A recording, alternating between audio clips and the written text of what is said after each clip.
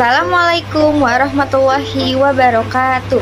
Hai, perkenalkan namaku Najwa Afifah Ramadhani dengan NIM 1123 0183 000078, mahasiswi program studi PGMI kelas 2C. Tujuan dibuatnya video pembelajaran ini adalah untuk memenuhi tugas ulangan tengah semester pada mata kuliah IPA MISD yang diampu oleh Ibu Nur Lutfi Rizka. Nah, teman-teman sudah kenal kan? Yuk kita lanjut ke video pembelajarannya. Di video pembelajaran kali ini, materi yang akan kita bahas adalah rantai makanan. Teman-teman ada yang tahu nggak sih apa itu rantai makanan? Untuk penjelasan lebih lengkapnya, yuk simak video berikut ini.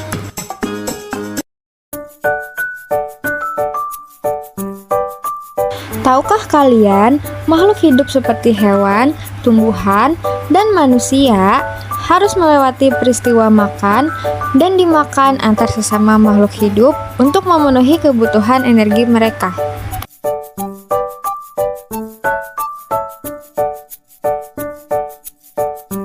Proses inilah yang kemudian membentuk rantai makanan. Di dalam rantai makanan, setiap makhluk hidup memiliki perannya masing-masing, yaitu sebagai produsen ataupun konsumen. Tumbuhan adalah produsen. Mereka bisa menghasilkan makanannya sendiri. Mereka adalah awal dari rantai makanan. Sementara hewan dan manusia adalah konsumen. Mereka tidak bisa menghasilkan makanannya sendiri, sehingga membutuhkan tumbuhan atau hewan lain sebagai makanannya. Konsumen yang memakan tumbuhan disebut herbivora, seperti sapi, kuda, dan kambing. Konsumen yang memakan hewan lain disebut karnivora, seperti kucing, ular, dan harimau.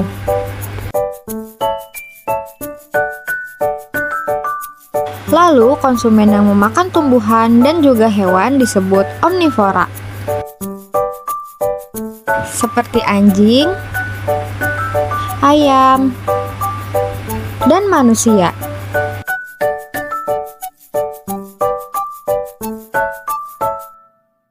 Nah, setelah menyimak video tadi, dapat kita simpulkan bahwa rantai makanan adalah serangkaian proses makan dan dimakan antara makhluk hidup berdasar urutan tertentu yang terdapat peran produsen, konsumen, dan dekomposer atau pengurai untuk kelangsungan hidup. Biar semakin paham, yuk kita simak video selanjutnya.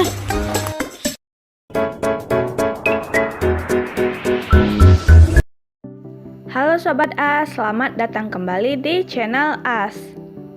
Pada dasarnya, setiap organisme membutuhkan organisme lain, dan di suatu ekosistem pasti selalu ditemukan produsen, konsumen, dan pengurai. Ketiga komponen tersebut saling bergantung satu sama lain secara langsung maupun tidak langsung, sehingga terjadi perpindahan energi. Proses perpindahan energi ini dapat terjadi melalui rantai makanan, jaring-jaring makanan, dan piramida ekologi.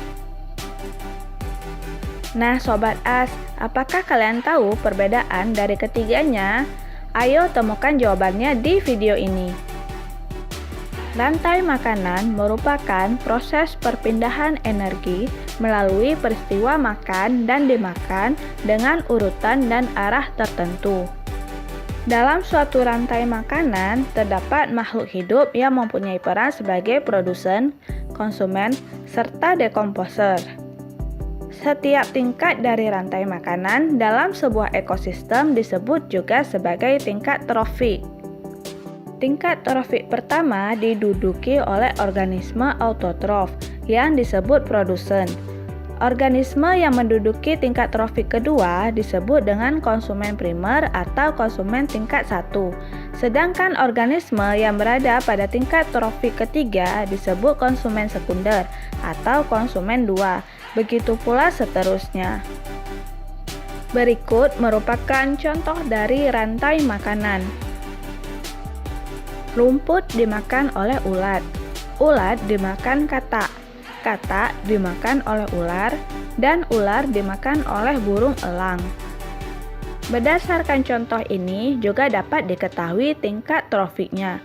Rumput sebagai produsen, ulat sebagai konsumen tingkat 1, katak sebagai konsumen tingkat 2, ular sebagai konsumen tingkat 3, burung elang sebagai konsumen tingkat 4, dan pengurai, yaitu organisme yang menguraikan zat atau makhluk hidup yang sudah mati dan hasil penguraiannya akan dimanfaatkan oleh tumbuhan.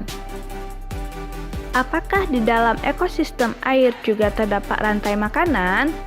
Tentu saja, di dalam ekosistem air juga terdapat rantai makanan dengan fitoplankton dan alga yang menjadi produsennya. Pada umumnya, perjalanan makanan dalam ekosistem tidak hanya terdiri atas satu rantai makanan sederhana. Suatu produsen yang sama dapat menjadi sumber makanan bagi beberapa jenis herbivora, dan satu jenis karnivora tidak selalu memakan satu jenis herbivora. Oleh karena itu, dapat disimpulkan bahwa dalam suatu ekosistem akan terdapat banyak rantai makanan yang saling bertautan, sehingga membentuk jaring-jaring makanan. Berikut merupakan contoh dari jaring-jaring makanan. Dari contoh ini dapat dilihat bahwa rumput, sayuran, dan pohon sebagai produsen. Tikus, kelinci, dan rusa sebagai konsumen tingkat 1. Kucing, burung hantu, ular, dan harimau sebagai konsumen tingkat 2. Sobat As pasti sudah memahami bahwa pada rantai makanan terdapat tingkat trofik tertentu. Organisme yang menempati tingkat trofik di bagian bawah merupakan sumber makanan bagi organisme di tingkat trofik selanjutnya. Untuk menjaga keseimbangan antara bahan makanan dan pemangsa, organisme di tingkat trofik atas mempunyai jumlah yang lebih sedikit daripada organisme di tingkat trofik bawahnya.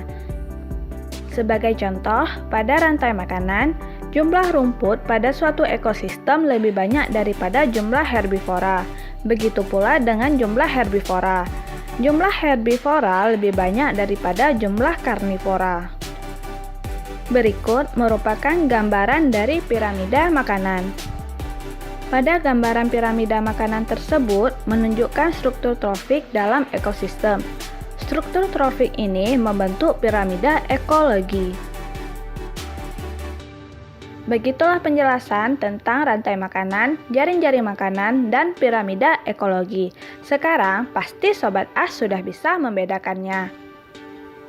Nah, setelah menyimak dua video tersebut, pasti kalian sudah paham dong apa itu rantai makanan. Cukup sekian pembahasan materi kita pada kali ini. Sampai jumpa di pembahasan selanjutnya. Wassalamualaikum warahmatullahi wabarakatuh.